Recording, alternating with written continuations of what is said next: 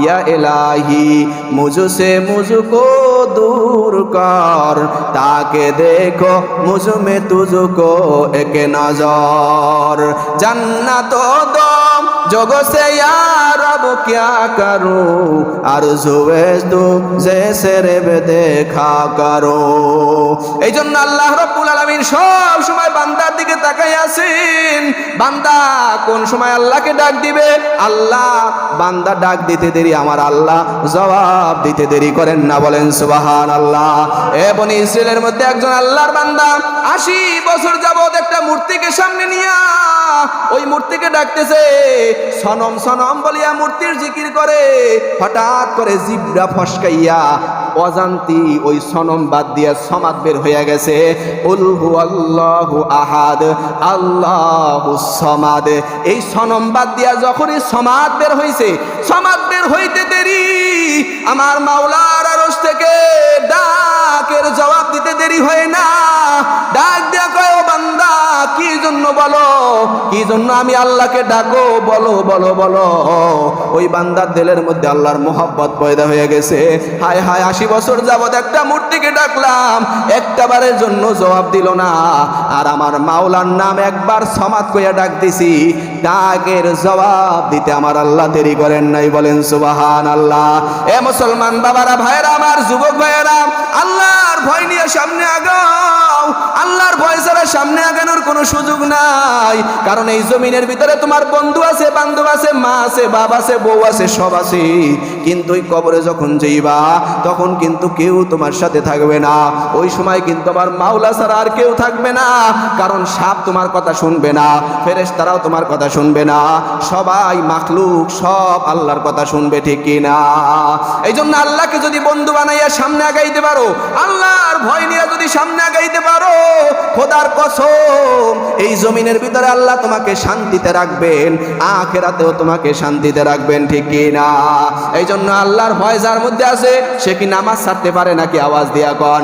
আল্লাহর ভয় যার মধ্যে আছে, আজান আল্লাহু আকবারের আওয়াজ আসতে দেরি, সে কোনোদিন ওই দোকানপাটের মধ্যে বসিয়া সময় খুঁজতে পারে না। যার মধ্যে আল্লাহর ভয় আছে সে কোনোদিন মানুষকে ধোঁকা দিতে পারে না। যার মধ্যে আল্লাহর ভয় আছে সে কোনোদিন মানুষের টাকা আত্মসাৎ করিয়া খাইতে পারে না। সে মানুষের কোনো সম্পদের ক্ষতিও করতে পারে না, ঠিক কিনা? আওয়াজ দিয়া কন। মানুষকে কোনো অবস্থাতেই সে ধোঁকা দিতে পারে না। যে ধোঁকা দেয় বোঝা গেল তার মধ্যে আল্লাহর ভয় পরিপূর্ণ পয়দা হয় নাই। যে মানুষের সম্পদ নষ্ট করে বোঝা গেল তার মধ্যে আল্লাহর পরিপূর্ণ ভয় পয়দা হয় নাই। যে আল্লাহর বান্দাদেরকে কষ্ট দেয় বোঝা গেল তার মধ্যে আল্লাহর ভয় এখন পর্যন্ত পরিপূর্ণ পয়দা হয় নাই। এই জন্য বাবারা, ভাইয়েরা, বেশি বেশি আল্লাহর জিকির করবেন, আল্লাহর মোহাব্বত নিয়ে সামনে আগাবেন, আল্লাহকে বেশি বেশি ভয় করবেন। কারণ জমিনের কাউরে ভয় করিয়া আপনার কোনো লাভ নাই। কারণ আপনার কেউ ক্ষতি করতে পারবে না আল্লাহর হুকুম ছাড়া। আল্লাহর হুকুম ছাড়া আপনার কেউ ক্ষতি করতে পারবে না। এই বিশ্বাস রাখেন। আমাদের ইমানে দুর্বল, এই জন্য আমরা দেখা যায় ফয়সালাগুলো পাই না। সাহাবায়ে কেরাম মরুভূমি দিয়ে হাঁটতেছে, হঠাৎ করে গাধা মরে গেছে। যেই গাধার উপর সওয়ার হয়ে যাইত সেই গাধাটা দুনিয়া থেকে বিদায় নিছে। এখন তো সাহাবীদের ঈমান কেমন তা তো জানেন। সাহাবী জানে ওই মুর্দারকে জীবিত করতে পারে কে। এমন বিশ্বাস নিয়ে, আকীদা নিয়া, মহব্বত নিয়া, ভালোবাসা নিয়া হাত দুইটা উঠাইয়া আল্লাহর কাছে কান্না শুরু করে দিছে, আল্লাহ এই মরুভূমির মধ্যে আমাকে সাহায্য করার কেউ নাই, আমাকে কেউ কোনো অবস্থাতেই সাহায্য করতে পারবে না। ও দয়ার মালিক, সব সাহায্যের মালিক হলেন আপনি। আমি আপনারই ইবাদত করি, আপনার কাছে সাহায্য চাই। দয়া করে, মায়া করে আমার এই জন্তুটাকে আপনি জীবিত করিয়া দেন। দোয়া করিয়া চেহারার মধ্যে হাত মুছতে দেরি, সাথে সাথে উঠিয়া দেখে ওই গাদাটা আল্লাহর হুকুমে জীবিত হয়ে গেছে, বলেন সুবহানাল্লাহ। সাহাবীর ঘরের মধ্যে খাবার নাই, 3 দিন যাবত ঘরের মধ্যে সবাই খানার কারণে পেরেশান হয়ে আছে, সবার পেটের মধ্যে ক্ষুধা। মদিনার নবীর কাছে আসছে, ইয়া রাসূলুল্লাহ, ইয়া হাবিবাল্লাহ, ঘরের মধ্যে খাবারের কোনো ব্যবস্থা নাই, একটু দোয়া করিয়া দেন। আল্লাহর রাসূল বলে, নামাজ পড়ো, নামাজ পড়ি আল্লাহর কাছে সাহায্য চাও।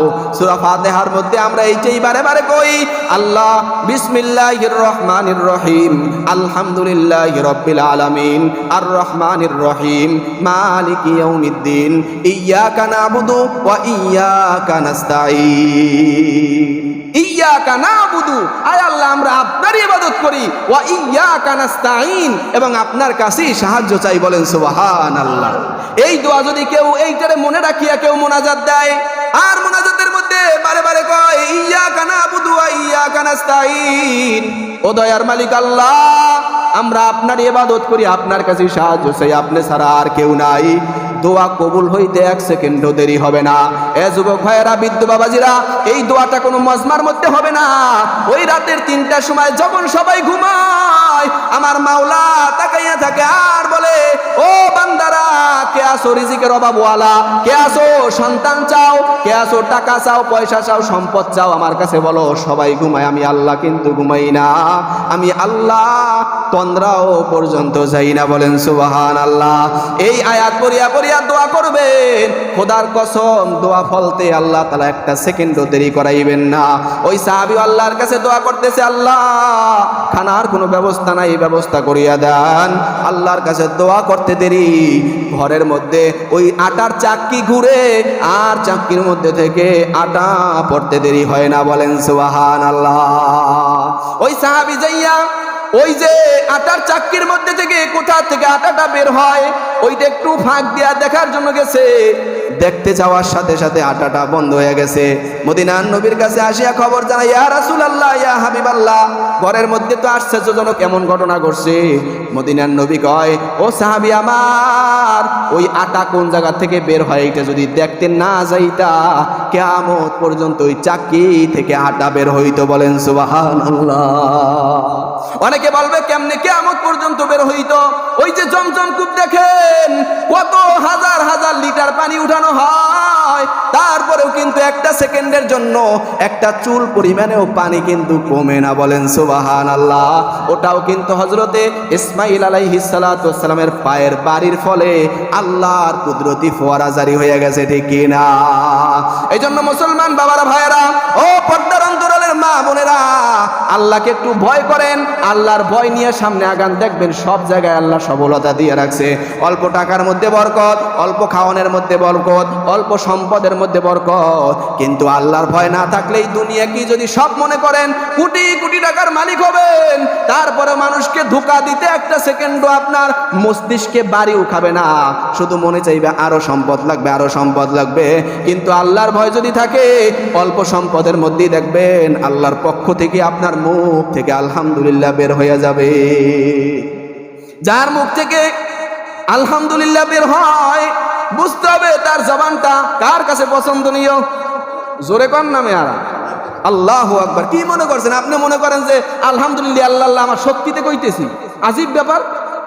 কত মানুষ রাস্তাঘাটে প্রত্যেক নেলায় নেলায় গাইল দেয়, মুখের থেকে খারাপ ব্যবহার করে, আর আপনার মুখ থেকে আলহামদুলিল্লাহ বের হইতেছে, আপনি বোঝেন না কিছু। এটা মনে করছেন আপনার শক্তি? আজীব ব্যাপার মেয়ারা। কি মনে করছেন? একটু বোঝার চেষ্টা করেন। আল্লাহর নামগুলো যে নেন, এটা আল্লাহর বড় দয়া আর মেহেরবানি আপনার উপর আছে, দেখেই নিতে পারতেছে। তা না হইলে কিন্তু সম্ভব না, কোনো অবস্থাতেই সম্ভব না। আমি বারে বারে বোঝানোর চেষ্টা করি, মসজিদে যারা ঢোকেন বুঝতে হবে আল্লাহ আপনার দিকে কুদরতি নজর দিয়ে তাকাই রয়েছেন। কারণ এই মসজিদে মুসলমান অনেক পোলাপান এখনো গাড়ি চালায়, এই মসজিদে দায়িত্বে যায়, সামনে দিয়ে দৌড়ায়, ডাইরেক্ট ট্রিপ মারতেছে। আবার যাত্রীও মুসলমান, ড্রাইভারও মুসলমান, মসজিদে আসতে পারতেছে না। আপনি যে আসতেছেন কি মনে করেন আপনি শক্তি? আপনার না, আমি এখনো শক্তি না। আপনার অটোমেটিক দেখা যায় আপনার দিল তৈরি হয়ে গেছে, মানে বোঝা গেল আল্লাহর দয়া আর মেহেরবানি আপনার প্রতি অপুরন্ত দয়া পড়তেছে। এই দয়ারে কাজে লাগান। যেহেতু প্রধানমন্ত্রী আপনারা ঢুকতে দিয়েছে, কাজে লাগান সময়টারে। মেয়া দোয়া কইরে নেন আল্লাহর কাছে। মসজিদে নামাজ শেষ হইতে দৌড়, জুমার পরে থেকে সুন্নত পড়েন না। কি একটা অবস্থা! অথচ রিলিফ আনতে যাই হারা দিন সময় খুঁই দেয়। এই মহিলাকে দেয় হারা দিন যাই, ওই গাবতলা আছে ওখানে চাউল দেয় না কি দেয়, সারা দিন সময় খুঁইতেছে 500-600 টাকা দিয়া আডার চিনি আনার জন্য। আর আপনারা পুরুষরাও তো দেখি তারাই রয়েছে যাইয়া, কিন্তু নামাজ শেষ হইতে দেরি, 2 রাকাত পইরা দৌড়, মোনাজাত ফিরাইয়া দেয় যে লাইন দিয়ে ধরতেছে। কিও ভাইরা, আপনারা আল্লাহ আসতে দিয়েছে, আপনার আল্লাহর ঘরে একটু চাইয়ে নেন না 1 সপ্তাহের জন্য কিছু।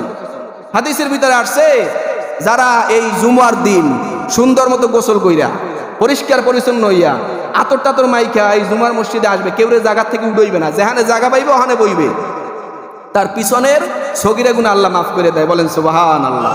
পিছনে সগিরা গুনাহ মাফ, এর চাইতে আর কি চান? প্রত্যেক কদমে কদমে আপনার নেকি হইতেছে। জুমার দিন শুধু। এই জন্য বাবারা, ভাইয়েরা, যুবক ভাইয়েরা, নামাজ তো পড়ার সুযোগ ওইরকম হয় না।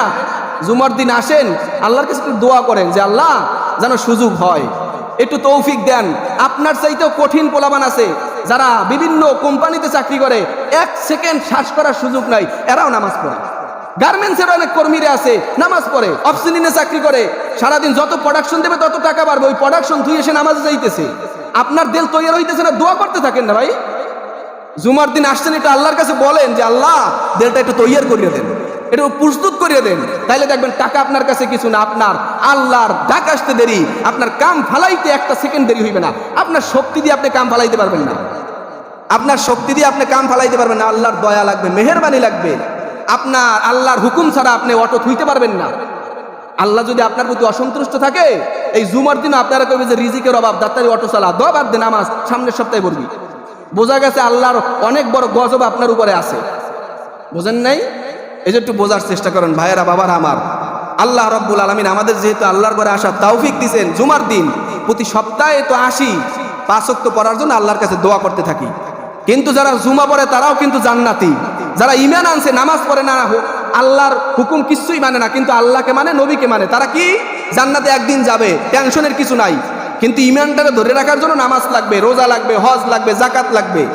আপনারা কেউ আর মনে করেন না যে আমি নামাজ পড়ে না যে আরে জাহান্নামে বাড়াই দিছি, না, সে জান্নাতি অবশ্যই, কিন্তু শাস্তি ভোগ করে যাইতে হইবে। এই জন্য শাস্তি আমরা ভোগ করতে পারবো না, পারবো?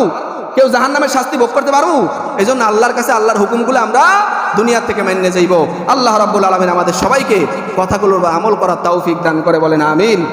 একটা চিঠি আসছে আপনার, এটা পাঠাইছে হলো জহিরুদ্দিন মোহাম্মদ বাবর, উনি সমন্বয়ক 11 দলীয় ঐক্য বরিশাল ও আমির বাংলাদেশ জামাত ইসলামী। আসসালামু আলাইকুম ও রহমতুল্লাহ। সবাই বলেন ওয়ালাইকুম আসসালাম ও রহমতুল্লাহ।